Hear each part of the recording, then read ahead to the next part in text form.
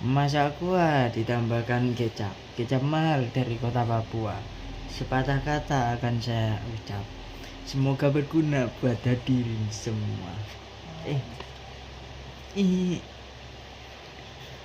Ya, perkenalkan, nama saya Muhammad Fahmi Ulumuddin. Saya berasal dari Prodi PA kelas PAI 3C. Saya akan menjelaskan hakikat teori ilmiah. Ya. Teori adalah pengetahuan ilmiah yang mencakup penjelasan mengenai suatu fakta tertentu dari sebuah disiplin keilmuan.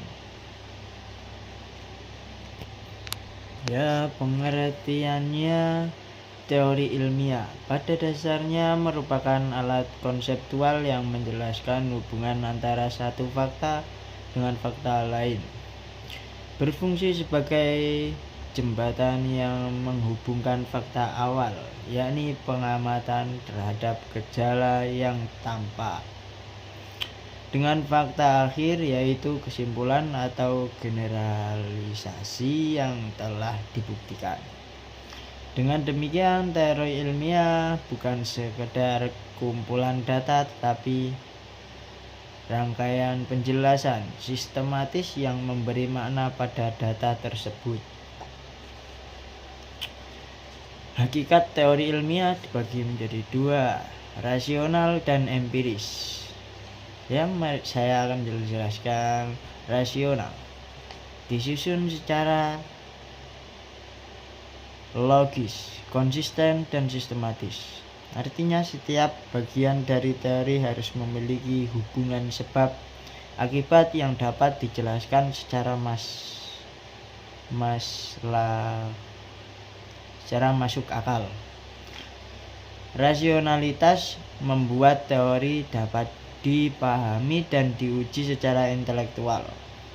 Sedangkan empiris, teori harus berdasarkan pengalaman dan bukti nyata. Sebuah teori,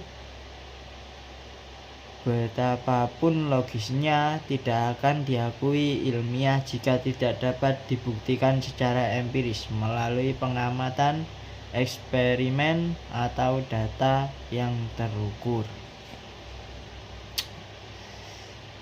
Yang berikutnya yaitu hakikat. Kedua aspek ini harus saling melengkapi.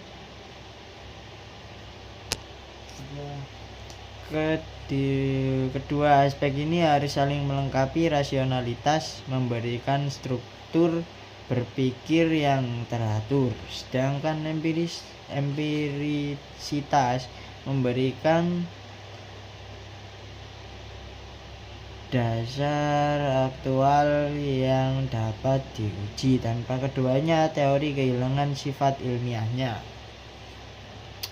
Yang pembahasan berikutnya yaitu fungsi utama.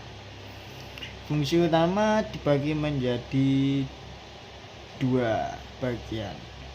Yang pertama yaitu penjelasan.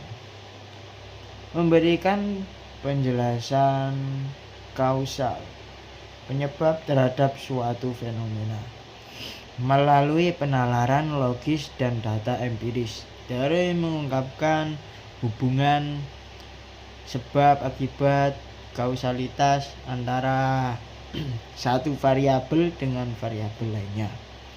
Teori tidak hanya mendeskripsikan fakta, tetapi juga memberi pemahaman mendalam tentang mekanisme di balik fakta tersebut. Dan yang kedua, peramalan. Teori ilmiah juga berfungsi meramalkan, memprediksi peristiwa didasarkan yang belum terjadi. Prediksi ini didasarkan pada hukum sebab akibat yang telah terbukti secara konsisten. Fungsi prediktif inilah yang menjadikan teori sangat berguna bagi kemajuan ilmu pengetahuan. Dengan adanya kemampuan meramal, teori membantu para ilmuwan berencana dan prediksi untuk mengantisipasi fenomena di masa depan berdasarkan pola ilmiah yang sudah teruji. Sekian dari saya. Wassalamualaikum warahmatullahi wabarakatuh.